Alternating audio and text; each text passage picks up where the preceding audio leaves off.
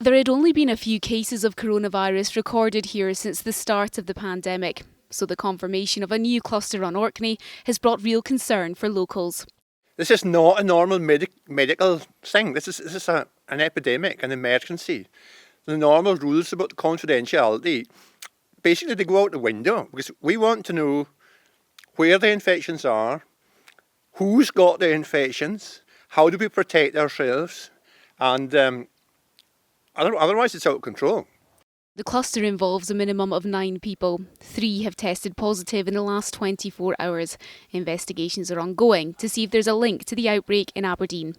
Given the size of the population in Orkney and how quickly this virus can spread, are you looking at a local lockdown there at the moment? If not at this stage, then at what point would this cluster need to get at that you would take this action? I don't want to get too ahead of where we are right now. The IMT in Orkney will be meeting later today. We will then get a report from that and we will look carefully at whether there are decisions that require to be taken. Take the Orkney situation right now and say to people in all of our island communities, just remember, even for you, this risk is still there. I think the Scottish Government and the First Minister has quite rightly acted firmly in relation to the Aberdeen lockdown, and obviously there were restrictions in the borders.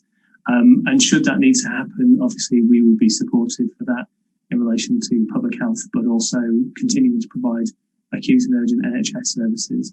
26 new cases have also been reported in the Grampian area. Peterhead Central School in Aberdeenshire has closed after a member of staff tested positive.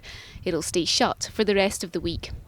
As well as the Grampian area and Orkney, there have also been new cases in Glasgow. While the First Minister said that these kind of clusters are inevitable and nothing to cause any undue alarm, she did say that the new data has led her to be concerned about house parties. So this is a cluster of 11 cases in the area of Baillieston. The majority of these cases are pupils who would have been attending Bannerman High School, but they met together in social circumstances before they actually went back to school. So although they're pupils at Bannerman High School, they haven't actually attended the school because they had their positive cases, their positive results, and were told to self-isolate before school started. These local clusters are being closely monitored. The First Minister says they're inevitable, but the public must not become complacent. Susan Ripple, STV News.